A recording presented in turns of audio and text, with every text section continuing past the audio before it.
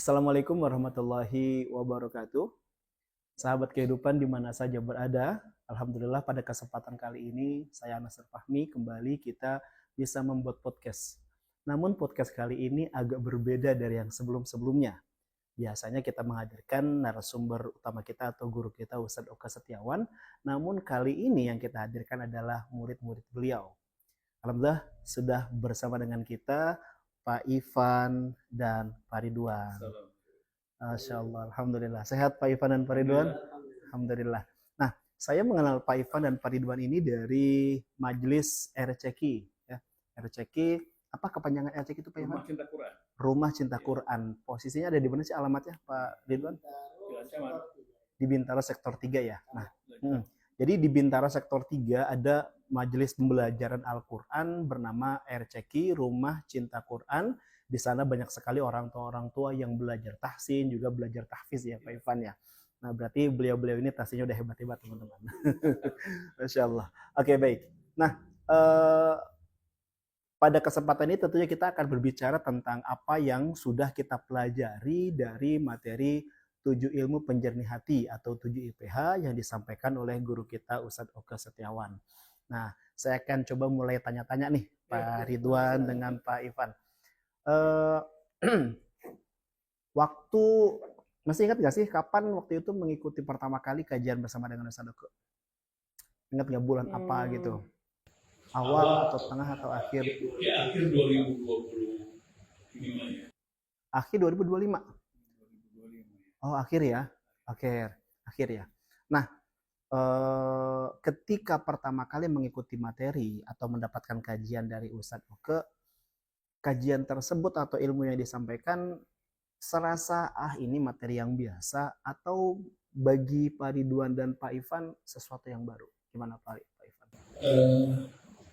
Sedikit mengingat waktu kapan saya itu mendapatkan penjernih hati.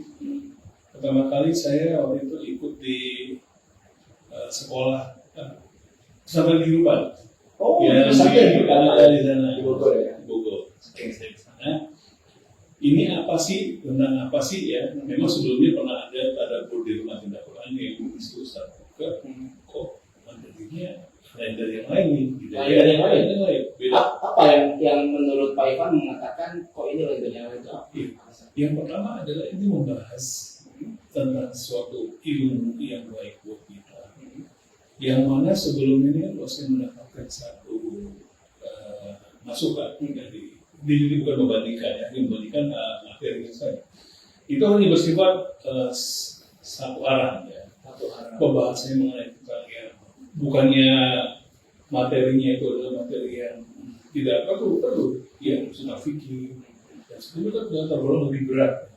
Dan ini saya dengar waktu di pertama kali ngobrol dengan bicara Quran, kok penyampaiannya ringan, tapi kehidupan sehari-hari ini saya bilang gitu. Aplikatif ya. Iya. Saya bilang ini maknanya sabar, maknanya ikhlas. Saya lebih tertarik jadi dengan kenapa ada masalahnya dengan sabar, ikhlas dan sebagainya. Akhirnya setelah saya mengikuti lanjutannya di pesantren, saya merasa bahwa yang saya lakukan selama ini sangat bertolak belakang dengan itu. Tolak belakangnya salah gitu. Salah, gitu. Kok ribet banget dalam menjalani hidup ini, ya? Saya mendapatkan satu kejadian istilahnya ya, ada hal yang membuat saya itu menjadi kesal, terpuruk dan sebagainya. Dan saya kesal banget itu saat itu ya. Tertipulah, kesal seperti itu, tapi nggak selesai. Ya kan, bahwa itu adalah hal yang harus dihadapi, tapi saya nggak tahu bagaimana menghadapinya. Karena saya mau coba untuk jalur hukum, ya, dengan cara kekerasan, gitu ya. Ketika belum ketemu sama seru ya, kondisinya bingung aja. Bingung. Ini sebenarnya. Akhirnya pada saat di sana sampai ada satu momen, ya, bisa bicara dengan Ustaz. ngobrol. Ada sesi kayak konsultasi gitu ya. Saya mendapatkan juga di situ bahwa beberapa hal yang disampaikan semudah itu. Semudah itu yang harus saya lakukan. Nanti saya, saya tanya, kok serius? Ini nih, kelas kan, sabar kelas kan. Iya. Terus, ya udah. Pak Ivan mau jelas jalur hukum dan sebagainya, monggo aja Pak. Tapi kalau buat saya, ya, karena beliau ternyata juga pernah mengalami. Oh iya. Beliau bilang, ingin tambah duit Pak. Gimana saya bilang gitu? Ini begini doang, saya bilang gitu udah selesai. Saya coba dan sebagainya, terus saya diundang ke sekolah kayak gitu Pak. Oke. Di Depok. Ketemu dengan Pak Guru di sana ya, dengan teman-teman semua. Pak Guru bukan konser lagi apa ya udah santai. Jawabannya Sama jawabannya. Jadi saya ke mas studio bisa santai-santai aja, saya ikhlaskan, saya terima, itu harus sabar dan sebagainya.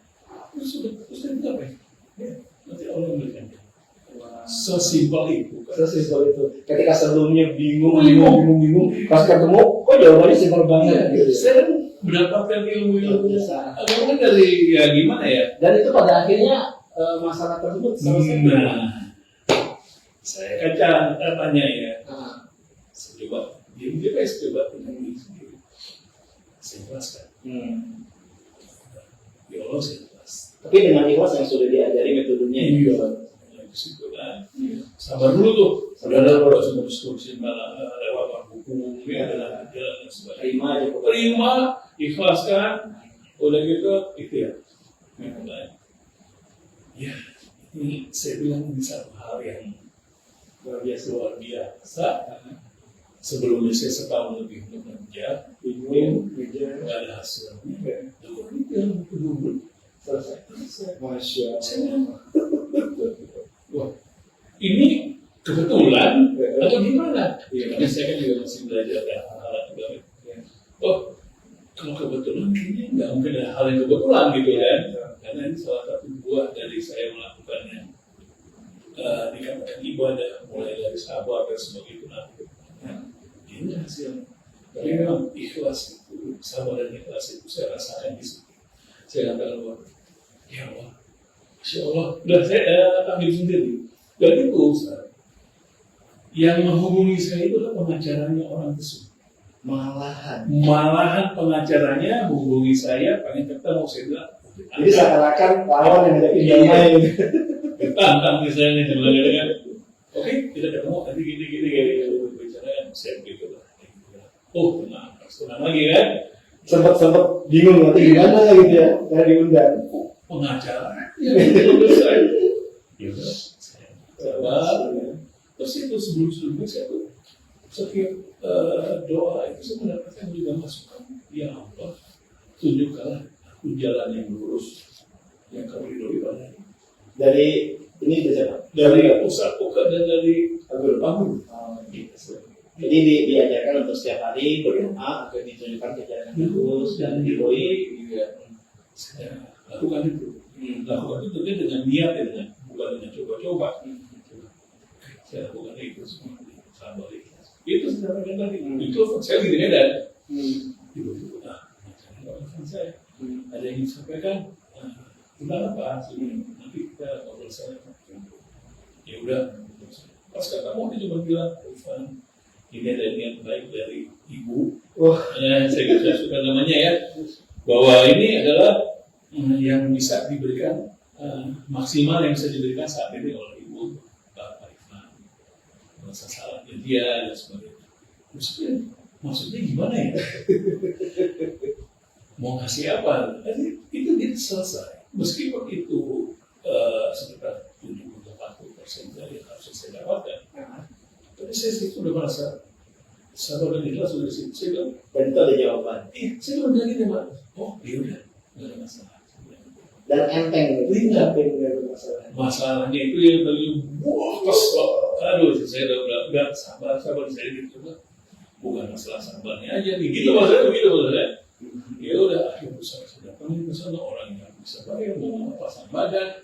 Terus saya, alhamdulillah, saya juga mengatakan bahwa pengalaman pribadi saya mengenai hal ini adalah seperti yang saya lakukan hanya tidak berat-berat, hanya berusaha untuk dari hati sabar, ikhlas dan berupaya kita melakukan sesuatu karena kita minta tolong sini. Dan ini hal yang membuat saya kadang-kadang berpikir dari dulu gitu.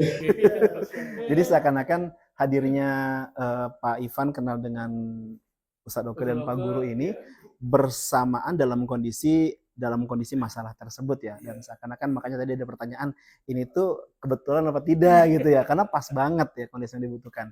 Dan secara tidak langsung juga Pak Ivan kemudian sangat mudah untuk mengaplikasikan ilmu-ilmu atau ajaran tadi berupa sabar, berupa ikhlas dalam penerapannya kehidupan masalah itu, dan akhirnya selesai dengan mudah.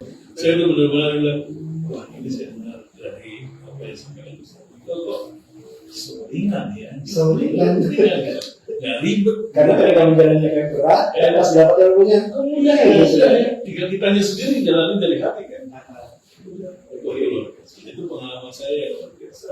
Terima kasih Allah untuk memberikan ke Pak Guru yang jadi sarana untuk saya bisa lebih baik lagi ke depannya. Gitu ya. Itu sih yang saya rasakan dan luar biasa. Sebenarnya teman-teman kalau kita korek lebih banyak itu ceritanya pasti nggak habis waktunya.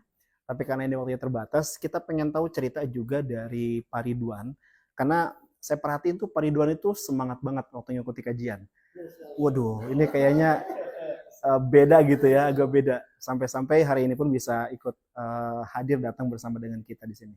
Nah, Pak Ridwan, kalau Pak Ridwan sendiri, apa yang Pak Ridwan rasakan berbeda? Tapi gimana, merasa berbeda nggak sih ilmu ini dari yang lain? Alhamdulillah, alhamdulillah, bahwa apa yang diajarkan sama Ustaz Oke, ya, terus terang ini berbarengan dengan konsep biasa juga. Tapi beliau sempat tidak hadir waktu di Bogor, jadi saya yang di Bogor. Tugasnya, jadi duluan. Jadi pas di sana pengalaman yang paling berkesan dalam penyampaiannya adalah kelihatannya semua orang tuh banyak masalah. Iya, banyak masalah. Pasti yang datang itu pengen tahu solusi. Masalah. Sama saya juga, beda. Rasanya yang paling berat yang pernah saya rasakan adalah soal ikhlas. Itu ikhlas tuh luar biasa. Kayaknya ikhlas tuh berat banget. Kayaknya orang katanya, kamu belum tahu, belum merasakan kejadian itu. Kok kamu bilang udah ikhlas? Jalan ini seperti apa sih? Gitu ya. Ya, kita tahu ikhlas itu menerima. Tapi kok kenapa sih kita tetap hati kita tuh rasanya kayak penolak. Ganjel gitu. Ganjel kayak ada yang missing gitu. Sesuatu ada yang missing. Lalu kita santri itu penjabaran tentang ilmu ikhlas, kaitan dengan sabar. Kemudian membenarkan secara sholatnya, zikir bagian penguatannya, terus kemudian berprasangka baik dan waspada kita sebagai manusia. Karena berprasangka baik kan belum tentu baik menurut orang, bisa jadi dimanfaatkan. Artinya kita harus biar waspada. Terakhirnya yang lebih penting bersyukur. Pada saat kita ikhlas itu mungkin kita belum pernah bersyukur, kita masih ditolong sama Allah. Gitu. Pak, sedikit nih saya potong ya. Kan Bapak tadi menyampaikan diajarkan bersyukur, sabar, ikhlas, kemudian tadi ikhlas. Kan materi-materi ini kan juga sepertinya juga sering kita dapatkan dari kajian-kajian yang lainnya. Nah, kemudian apa sih yang membedakan kajian di sini yang kemudian kok kerasa baru paham? Itu apa bedanya? Lebih mengena terhadap case keseharian sesuai dengan masalah kita. Konteksnya itu lebih mengena. Iya. Jadi ada kejadian A harusnya begini, tapi bukan kebanyakan orang mau tahunya jawabannya. Tapi ini lebih penguatan akidah. Akidah. Karena selama ini kita pada saat sabar kita nggak sabar. Padahal tahu bersama orang sabar. Iya tahu saya begitu, tapi teknisnya kan nggak mudah. Jadi diajarkan bagaimana cara-cara sabar. Ya, sabar tanpa batas. Dan nanti kita menunggu hasilnya. Ya, itu semuanya izin Allah. Ya, kita dulu mikir, ada nggak izin Allah? Kita saja kita nggak puas aja. Jawabannya mana? Jawabannya mana? Kok nggak ketemu? Di sini ketemulah jawabannya. Ketemu. Dan kalau kita yang biasa. Dan satu hal yang saya rasa juga ibu, saya waktu dengar Ustaz melakukan satu dakwah, saya kayaknya udah kayak Iya, betul. kemana aja selama ini? Iya. Sudah sholat saya juga sholat belum gitu. Tapi kok kayak tidak Yang percaya. saya katanya ruhnya apa jiwanya? Iya. Maksudnya ngomong gitu. Waduh, itu rasanya saya kayak gitu. Sudah kembali lagi ke hal yang luar biasa. Dan bukannya kita ngebandingin ya. Iya. Ustaz Oka tuh kalau memberikan satu solusi, beliau tuh dia ngomong, mohon maaf, zikirnya ini, baca Iya, betul. begini ya, gitu baca. Betul. Kan kita kan menjadi satu yang terdoktrin. Iya. Zikirnya begini, harus lakukan begini. Wah, saya bilang yang dulu ya kayak begini gitu kan, sering kayak gitulah dapatnya. Kalau ini bukan itu. Muatan tidak. Ya, hati kita yang selalu sabar, kita yang sabar, Sabar. ikhlas. Lakukan semua itu dengan baik ya, sehingga nanti Allah lebih banyak kita. Iya. Itu harus bagian loh. Saya perlu sabar dan ikhlas itu udah dikasihkan kemudahan oleh Allah itu. Oke. Gimana nanti kalau semuanya berjalan dengan baik, insya Allah ya. Saya jadi biasanya begini. Biasanya kan kalau misalkan kita nanya, kita dikasih amalan. Seakan-akan kalau kita minta sesuatu, kita dikasih alat perang lah kayak gitu. Tapi beda dengan Ustadz Oke ini, tidak dikasih alat perang, tapi kita dijadikan bisa menghadapi gitu ya. Artinya diri kitanya yang diperbaiki. Diri kitanya yang diperbaiki. Perisainya itu ada di dalam hati kita. Gitu. Nah oke, jadi itu sudah dijelaskan atau diceritakan oleh Pak Ivan dan Pak Ridwan betapa mendapatkan manfaat yang luar biasa, ilmu yang mudah diaplikasikan, bahkan bisa menyelesaikan masalah tadi Pak Ivan dan Pak Ridwan juga. Tadi yang katanya, ente sih belum pernah ngerasain yang anda rasain, kayaknya ikhlas itu berat gitu ya. Tapi pada akhirnya ketika mendapatkan jawaban dan difahami, ternyata ya ikhlas itu mudah, seperti itu. Nah, kemudian ketika sudah nih merasakan ilmu ini, manfaatnya, bahkan sudah terselesaikan masalahnya, pernah nggak sih coba untuk sharing ke teman-teman tentang manfaat ilmu ini dan bagaimana respon mereka? Kalau dari Pak Ivan. Kalau dari saya, alhamdulillah saya sudah melakukan meskipun belum dengan baik ya. Di beberapa komunitas saya dan lagi rehat dan sebagainya, saya juga suka bicara mengenai yang sabar. Itu saya pancing dari kalau kita contoh lah, komunitas sepeda. Kan ada juga udah mobil begini udah, wah marah dan sebagainya. Saya bilang bahwa kita bicara mengenai sabar.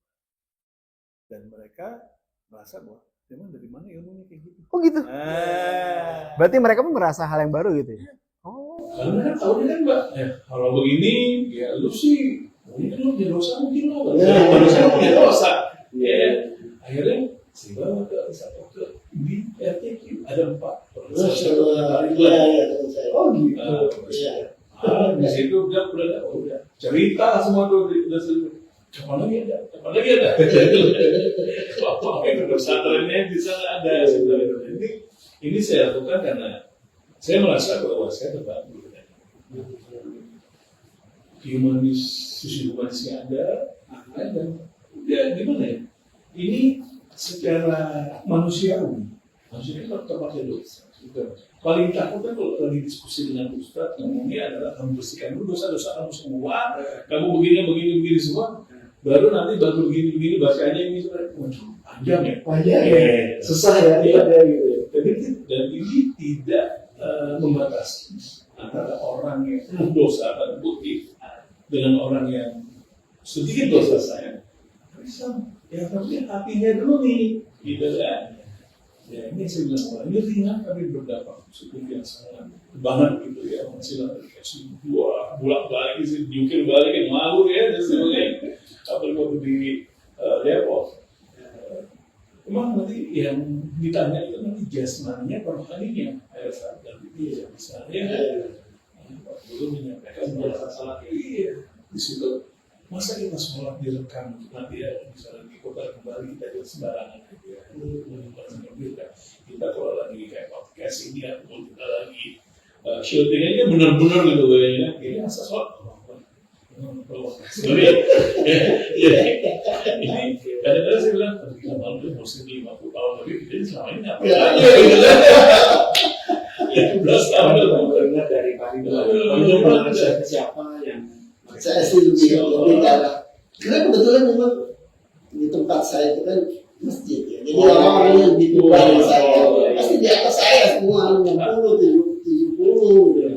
Jadi rasanya sungkan kalau misalnya paling mendekat pada keluarga. oh berarti banyak Ya kayak saya punya grup kecil yang sifatnya awalnya ibaratnya teks yang ada itu saya share, tapi setelah mereka mengungkapkan ada suatu masalah, disitulah saya mengolah. wah Coba katanya kalau masuk ke perpustakaan, kalau kita cuma baca, habis keluar dari perpustakaan lupa. iya Katanya kita harus nyatet.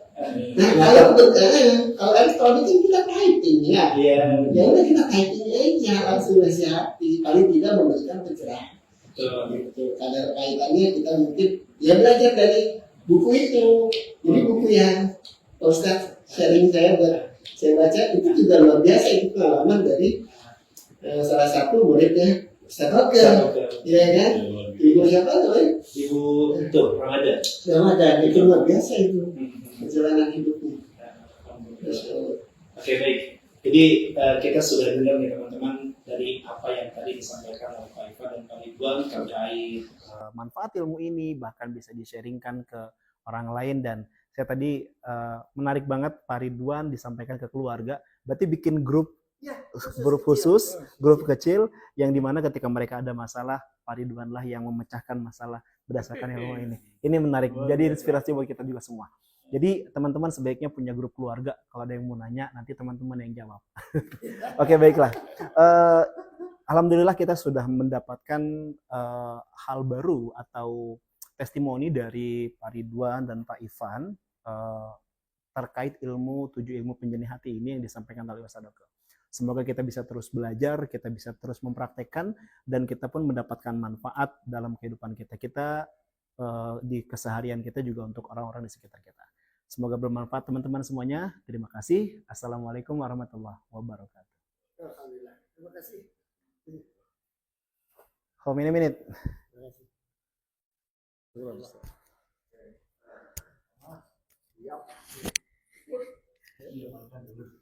di share Chef dikirim.